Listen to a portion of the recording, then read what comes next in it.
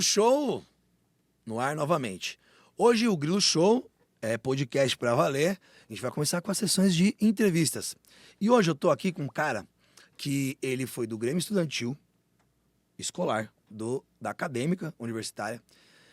É formado em Direito, teve cargos dentro da OAB em Santo André, foi vereador por 3 vezes e está pré-candidato pela cidade. E eu trouxe ele aqui pra gente falar sobre a cidade. Tô aqui com ele, Eduardo Leite, que é pai de 2 garotões, né, Eduardo? Isso aí, Grilo. E como pais, vamos meninos. conversar também como seres humanos. Vamos lá.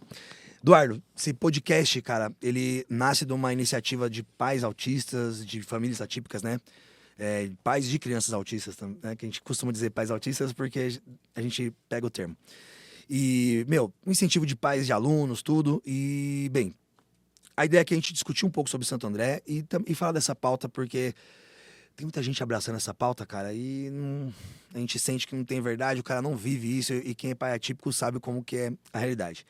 Então, pra gente começar essa conversa, Eduardo, ser pai atípico é difícil. Tem um dado que diz que, pra você ter noção, a gente tá como um soldado na guerra, de tão difícil que é. Imagino. E eu sei que uma das pautas que você, como vereador, né, tudo mais, discute bastante, trabalha, é a questão do transporte, a questão dos direitos ali das famílias e tal. E aí eu queria começar assim, porque a gente tem muito impedimento, né, quanto família típica, de transporte, às vezes de ter acesso a algumas coisas. Então, assim, como que você vê essa questão do transporte público de Santo André? Como você acha que às vezes a gente poderia viabilizar? Porque as crianças autistas, elas fazem muitas terapias. E às vezes os pais não têm condição de ficar levando, não tem quem leva, tal. São Paulo até tem alguns programas de transporte. Como você acha que daria pra gente projetar alguma coisa? Como você vê essa questão? Primeiro, a gente precisa entender que uma família que tem uma criança diagnosticada com autismo, ela aumenta bastante, consideravelmente, as despesas, né? Porque você precisa se deslocar, uma terapia é caro, o poder público não oferece o tratamento adequado, não tem estrutura. Tá muito aqui. Né? Então, aumenta o custo familiar consideravelmente. Sim, dívida, né? Então você imagina uma família classe média vai lidar com a situação de uma maneira. Agora, se você já imagina uma família que já não tem tantas condições, quando tem uma criança com diagnóstico de autismo ou outra deficiência, uma deficiência, Sim, pode ser uma deficiência Sim, física, tá. a despesa aumenta sobremaneira. Então, a gente precisa ter políticas públicas que garantam um mínimo de assistência para essas famílias. Hoje, aparentemente, nós não temos. E também, você estava falando no início, né, de pai autista. Uhum. Apesar do tema ter ganhado mais visibilidade nos últimos anos, ainda tem muitas dúvidas. Sim. A gente percebe que nem sempre as pessoas elas estão preparadas para lidar com uma criança autista, né, ou uma pessoa autista, um adulto autista também. Sim. Então tem muita desinformação. Esse trabalho que vocês fazem, esse podcast que você teve a iniciativa de produzir, esses debates que você promove, Denis, são muito importantes para isso, para levar informação, né? Sim. Para as pessoas entenderem. Eu estava conversando com uma pessoa outro dia. O seguinte, a gente tem uma política de inclusão nas escolas muito importante. Certo. Porém, tem algumas medidas que eu acho até que não teriam custo e que eu não vejo na nossa rede de educação. Uhum. Como, por exemplo, reunir os pais das crianças típicas para explicar, para conversar e tentar mostrar para elas a realidade dos pais de crianças atípicas. Seria um processo de inclusão real. Até por estar na educação, isso que você está falando é muito importante, porque realmente, às vezes, uma situação de sala de aula bem rápida, um aluno já mais adolescente, que infelizmente não tem os tratamentos que deveria, tira a roupa e, sei lá, infelizmente uma casa aconteceu, começou a se masturbar.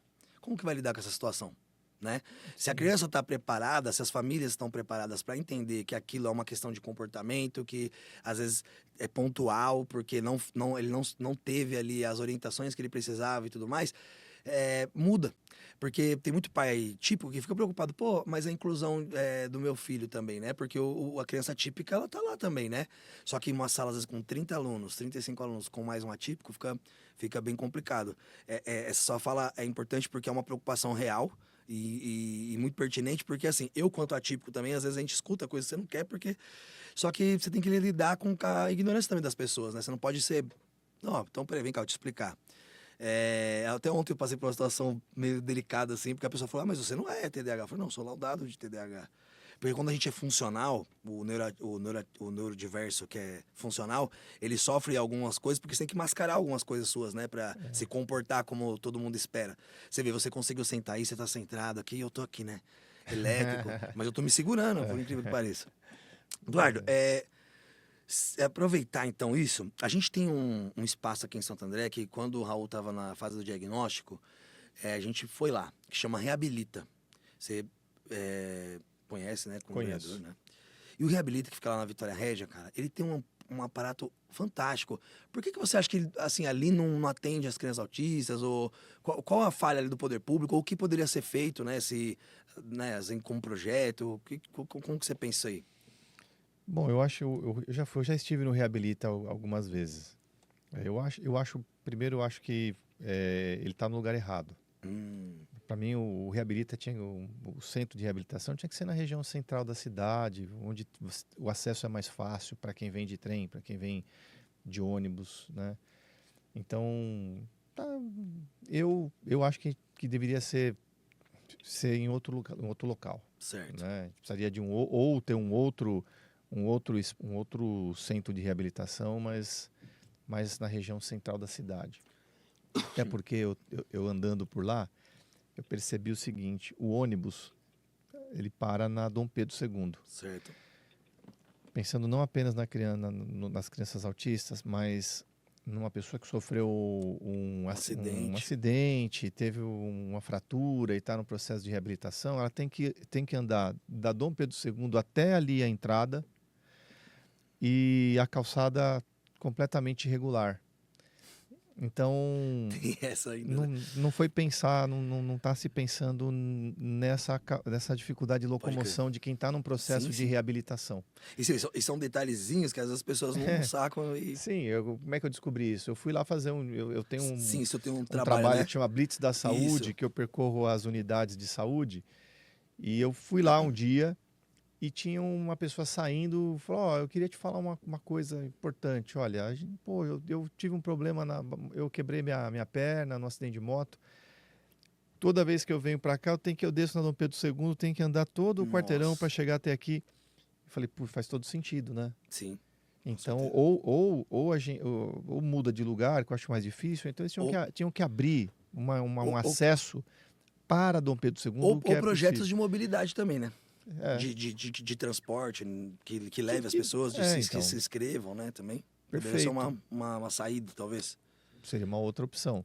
Agora, o que a gente tem lá é uma estrutura muito grande.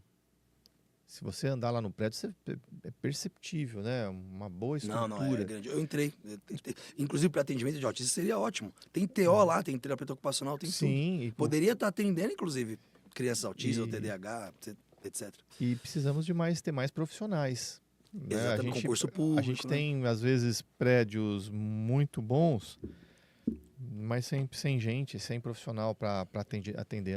Essa sensação que me deu também. E bem, você faz a blitz. Aliás, uma coisa importante, pessoal, falando dos três poderes, né? O legislativo ele tem dois papéis fundamentais, que é o de legislar, porque todo mundo vê lá vocês lá na Câmara falando, né? Aquela coisa toda, a votação, mas o segundo papel do legislativo é fiscalizar. Talvez a Blitz da Saúde é um desempenho como vereador de destaque, porque tem vereador que senta em berço esplêndido, que a gente sabe, né?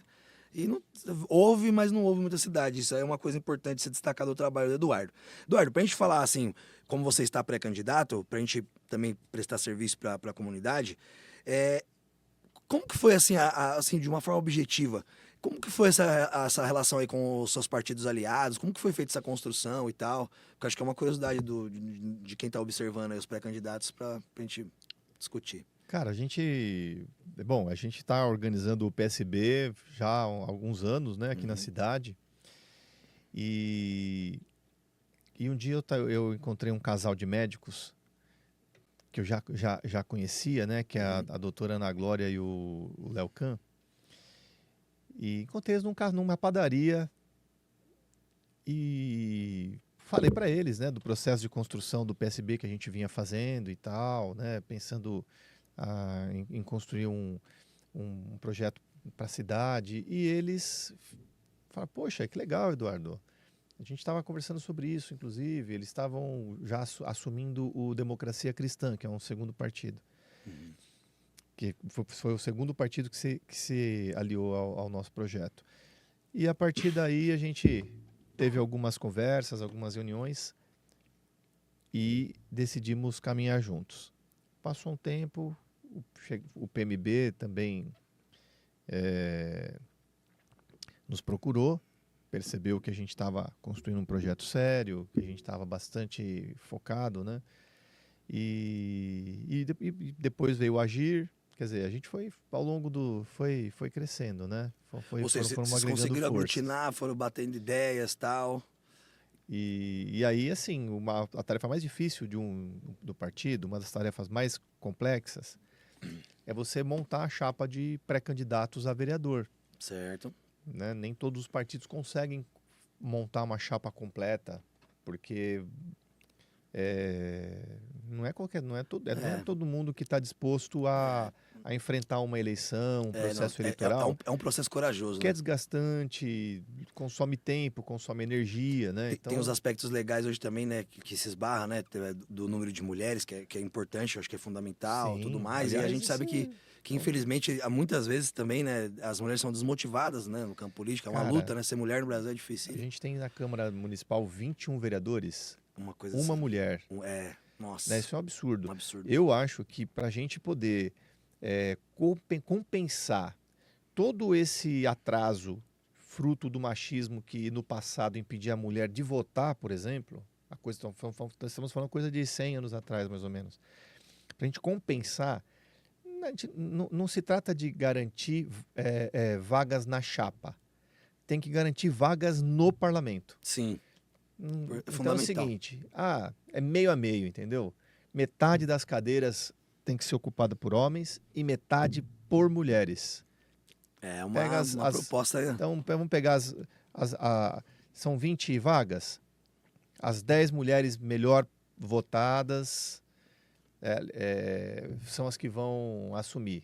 Né? Quer dizer, assim, o partido tem direito a 2 vagas, certo. Uma tem que ser um homem e uma mulher. Isso já é fundamental. Tem que ter uma regra que para mais clara, que realmente seja... Precisamos equilibrar. A igualdade de gênero nos parlamentos. Sabe por quê? Sim. Porque senão pautas que deviam já ser políticas públicas há décadas, como a questão da distribuição de absorvente gratuito. Poxa, isso não tinha que ser política pública desde o século que passado. O mundo é mundo. Desde que o mundo é mundo, né? Ó, é uma coisa interessante do que você falou aí, pra fazer um comentário assim, porque eu fico aqui pensando, né, cara, Pô, eu nasci ali na Ana Maria, né? Vim de Quebrada. Ana Maria, quando eu nasci ali, era um bairro, assim, bem perigoso. Eu lembro de pequeno, de subir na pracinha da Ana Maria da Reforma ali, que agora tá incrível lá, né? Pô, mas eu lembro de um rapaz morto com um jornal em cima, cara. Juro, horrível, assim. Porque era mais violento, né? Ali ali perto da Fazenda Juta. A Fazenda Juta, antes dos governos do PT, era uma favela mesmo. Era barraco de madeira. Era uma situação bem complicada. Depois, com os PACs e tal, mudou, né, com as políticas públicas. Só que por que eu tô falando isso? A gente vai vendo que pouca gente representa as pessoas nos espaços. Então, tipo assim, hoje eu tô com a bandeira do autismo, porque meu filho é autista, mas não só, porque eu também sou neurodiverso. E porque a gente vai percebendo que falta nos lugares pessoas que nos representem da maneira coesa. Porque a gente vê que tem gente que levanta a bandeira, mas não da bandeira. E aí, na questão da mulher, a minha companheira, né, ela é uma pessoa bastante... assim, importante dessa causa. Ela inclusive, na OAB, presidiu uma pasta lá da violência contra a mulher, né? Durante a pandemia, grávida. E ela, assim, faz parte das PLPs, das promotoras legais públicas, Puxa, que é um legal. trabalho incrível, né? Muito bonito E eu o trabalho aprendi que elas muito. fazem. E aí a gente vê quanto homens, aí a gente pode falar aqui, né? Ainda mais por sermos brancos também. É um mundo que, de certa forma, nas narrativas, construiu muitos privilégios, né? Pra gente, a gente vê o quanto falta mesmo, porque falta algumas questões de sensibilidade, porque, querendo ou não, ser mãe é uma coisa, ser pai é outra no nosso país, né? A mãe é a que fica, a figura da mãe com os filhos é a figura da família nas favelas, nas quebradas, né? Pra quem é de bairro mais humilde sabe que essa é a lógica, né? Aquela senhora que cuida da mãe com os netos, da filha com os netos, né? Então, ou seja, ela é mãe, avó ali, sustentando uma família. Então, aí, essa fala só acho que é importante, porque aí não fica só nisso aqui, ó. Quer dizer, é aquela coisa do papo lúdico da coisa, É. que elabora muito e que as pessoas causam discordância. Eu acho que isso aí é questão de política prática. Ó, assim, ó. Então vamos lá, tem 2 vagas, uma pra cada um, porque aí a gente vai ver essas pessoas poderem falar, né? E acho que isso é importante. E outra, por mais que a gente se coloque no lugar das mulheres, só elas sabem o que é conviver, o que é entrar isso. num ônibus lotado, num trem lotado e sofrer algum tipo de assédio, o É. que é a desigualdade no ambiente de trabalho, a, as situações de violência, Sim, de sim. De injustiça. todas as violências, né? A gente se esforça para se colocar no lugar delas, Sim. né? Ter empatia com as dificuldades que elas enfrentam no dia a dia, mas só elas próprias é que sabem dizer e têm condições de Sim, dizer, é isso. né? O Porque, que porque a gente fala de empatia, assim, parece um exercício simples, mas não é, né? Porque por mais que a gente faça esse movimento de ser sensível, não, que nem você disse, você não sabe qual que é a dor real, né? É só quem passa mesmo que sabe, e aí essa é a importância de trazer esses discursos. Eduardo, pra gente criar uma dinâmica aqui também, porque eu quero perguntar mais coisas pra você, eu quero te ouvir mais. Eu vi aí na sua história que você foi assim, do esporte, né? Você jogou basquete, capoeira. Fiz capoeira um tempo também. é mesmo? Fiz Opa! capoeira um tempo. Eu sou mestre de Muay Thai, não sei se eu comentei isso com você. Não. Até dou aula, voltei a dar aula depois da pandemia de novo e tal. E arte marcial pra mim foi muito importante, cara. Assim. Aí eu queria te perguntar do esporte agora, em geral, não só, obviamente, da arte marcial, mas no geral. Pra você, assim, é, qual que é o papel do esporte assim, na sua agenda, no seu trabalho até aqui? Ou como você. Qual que é a sua perspectiva, assim? Porque, pô, eu não tenho dúvidas, tá? Ainda sou educador físico, obviamente, que eu não tenho dúvidas de que, pô, para as crianças em geral, isso é muito importante, atividade física, porque tem a ver com a gente dar qualidade de vida para as pessoas, né? Total, Então, queria ouvir total. de você agora. O que você Cara, acha? E- esporte é uma das coisas mais importantes para a formação de um ser humano. Pena que muitos gestores Uhum. enxergam o esporte como mera atividade recreativa. Todo o potencial que o esporte tem para gerar integração, criar hábitos saudáveis, Disciplina, disciplina, educação saúde alimentar, mental, né? saúde mental, o esporte é revolucionário. Pô, Eu ótimo. sei o que fez na minha vida, eu sei o que fez na vida dos meus amigos que praticaram esporte comigo, do que faz na vida dos meus filhos, né? Então a gente tem uma etapa da nossa vida, principalmente os meninos, na adolescência, né, que é Uhum. uma oscilação muito grande de determinados hormônios. Sim, sim. Então, o nível de testosterona no organismo dos meninos a partir de uma certa idade, ele é muito elevado Entre e 13 e 14 começa a dar um ápice ali. exato, e eles se tornam mais competitivos, Isso. mais agressivos, as brincadeiras são mais A questão de agressivas. ter comportamentos agressivos pode tender a levar nessa fase. E é porque é uma mudança no organismo muito severa que Sim, esse sim. aumento da testosterona provoca. Se você não canaliza, se você não Sim. direciona essa energia para algo saudável, que é o esporte, Sim, bom. aí começa a ter problema. O professor tem dificuldade na sala de aula porque eles não param, eles estão inquietos, né? E briga, e discute, e questiona. É muita energia ali, né? Porque é uma transformação no organismo que está produzindo isso. Paralelo a isso, a gente infelizmente tem outros Sim, é que problemas as questões que sociais também, agravam, que né? são as questões sociais, né? Há algumas famílias que são mais desestruturadas do que Sim. outras. Então, o esporte, ele ajuda a gente a blindar os nossos jovens contra o tráfico. Sim. Você pega uma criança, um adolescente que pratica esporte, a probabilidade desse jovem se tornar um fumante ou consumir álcool excessivamente, né, e aí partir para outras questões aí, drogas, né? é mais difícil. E a saúde mental também. Então, assim, Perfeito. a gente, através do esporte, a gente consegue mudar muitas coisas na cabeça da pessoa e blindar, né? Falar uma coisa pra você. Você tá falando isso, eu vou te dar um exemplo prático. Quando eu comecei com o Muay Thai, eu tinha terminado um relacionamento, eu quis focar um pouco lá pra gastar energia também, pra focar em outra coisa ali, e sempre ser educador. O que aconteceu? Rapidamente ali, treinando, eu acabei já virando instrutor e tal, e já comecei a dar aula. Depois de 1 ano e meio, já tava começando a dar aula, porque eu treinava às vezes 3 vezes por dia. 4 vezes por semana. Fiquei bem focado. E eu tenho hiperfoco por causa do TDAH. E já tava na parte de... Já sou professor. Por que eu tô falando isso? Tudo isso que você falou, eu vou te dar uma figura aqui. Eu posso te dar, assim, alguns nomes de pessoas, inclusive, assim, como uma ex-aluna chamada Giovana, o Jefferson, o Pedro, que tá comigo lá na academia, que são jovens que estavam ali, de certa forma, com algum desamparo. Não, às vezes não podia, nem era uma questão tão desestruturante, mas que talvez poderiam ter tido caminhos diferentes, mas que assim, ó, hoje eles podem dar aula de Muay Thai. Entendeu? Aí eu tive um projeto ali no saque, no Camilópolis da quadra. Sim, Ali tem uma ONGzinha, eu trabalhei lá, da Janaína, tem um abraço pro pessoal de lá. Fiquei lá, ajudei. Então, assim, o esporte, ele faz exatamente isso. Então, assim, por que eu tô dando esse exemplo? Pra figurar que, às vezes tem o discurso, mas quem vive na prática sabe que não é só discurso. Porque fica fácil achar que é discurso também, né? E de querer bater, o cara tá falando ali, mas Não, gente, esporte é disciplina. Esporte e cultura traz disciplina. Eu só aprendi disciplina, eu servi o exército, mas eu só aprendi disciplina de fato, que as pessoas falam, o militarismo e tal, na arte e no esporte. Por quê? É repetição, é respeitar a regra, é o coletivo. E eu vou aproveitar de te fazer uma pergunta agora. Perfeito. É isso. Cultura. Porque, querendo ou não, o esporte também tem uma questão de cultura. Tem. Eu sei que você tem... Sem dúvida. Eu sei que você tem artista na família. Não sei se você também é artista, né? Cara, eu toco violão, mas, assim, Sem miseravelmente. O básico do bar. Mas é bom. Quem manda bem é o André Marchiori. André Marchiori. Aliás, obrigado, André Marchiori, que o Eduardo tá aqui, por causa que o Andrezinho que me mandou o contato. Eu vi o Eduardo poucas vezes, assim, né? É remorso dele, porque ele quebrava meus brinquedos quando era Olha criança. só. Aí até hoje ele sabe que ele tá devendo. Tá devendo, aí, por favor, eu vou dar uma força. Obrigado, André. O André tem uma banda muito legal aí, faz um sonzeira brasileira top.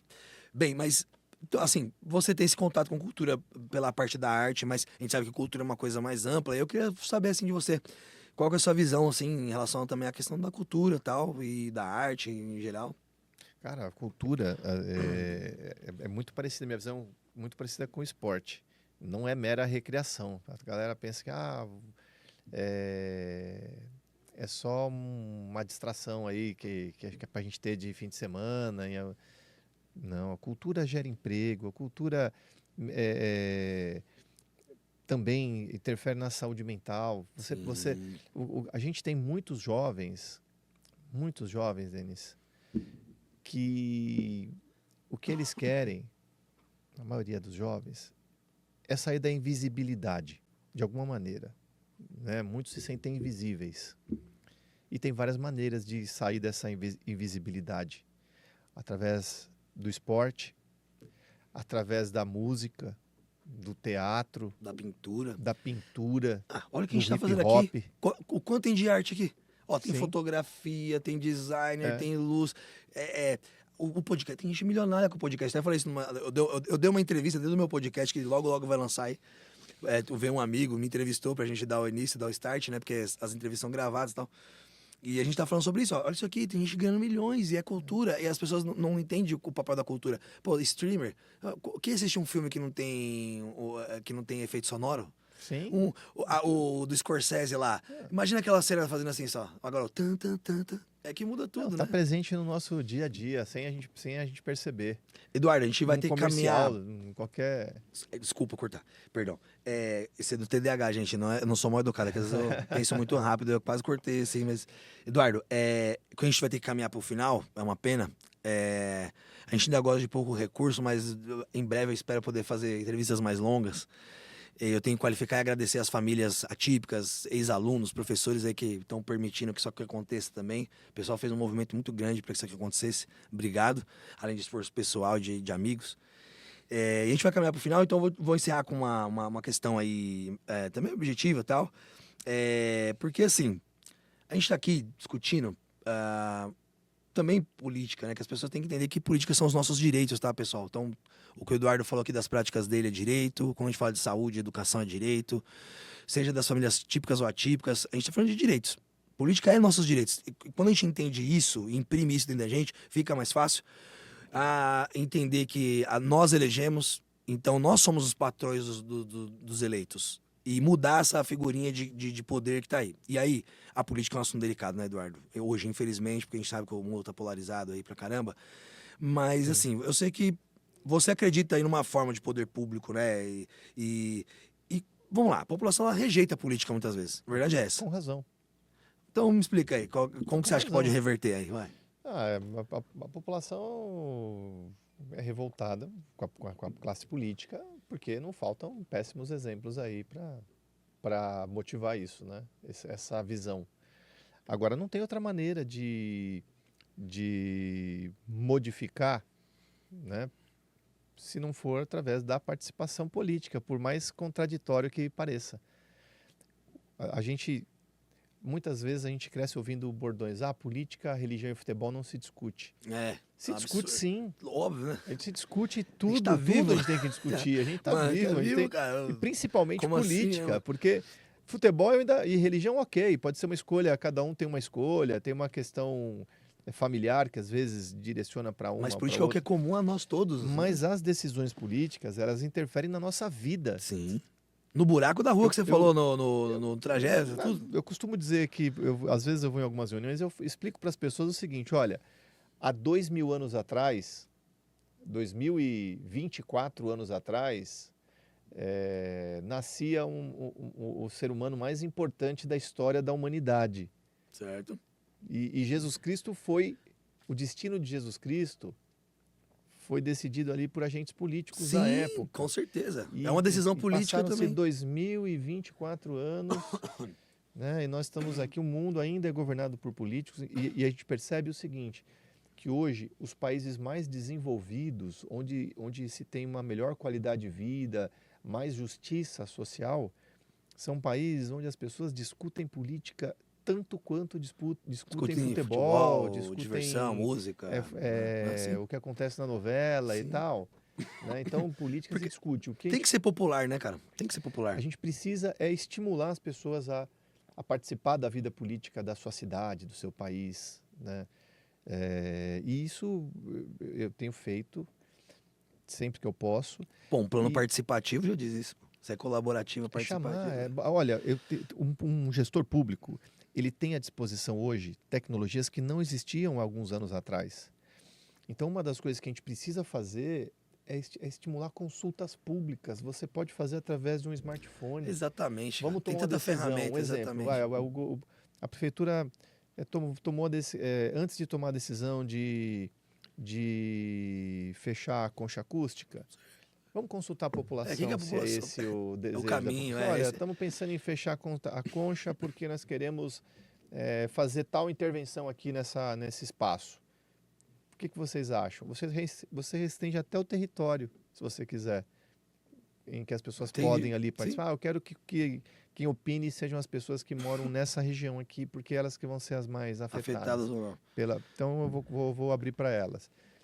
Esse estímulo... Esse estímulo do poder de participação real. Estímulo à participação, aos conselhos. Que, aliás, é uma coisa que às vezes é desrespeitada, que são os conselhos. Os conselhos não podem ser depois de 88, o conselho é coisa burocrática. Aliás, até para a gente, assim, encerrando e pontuar, as pessoas às vezes desconsideram os conselhos. É bom lembrar que na Constituição de 88, até por conta de como foi o regime anterior, né, que foi a ditadura, os conselhos têm um papel fundamental de organização e manutenção da democracia, né, de participação popular, que é isso que você está falando, da gente interagir. Eduardo, eu vou ter que encerrar, eu peço desculpa, mas agradeço assim, imensamente por você ter aceitado de prontidão.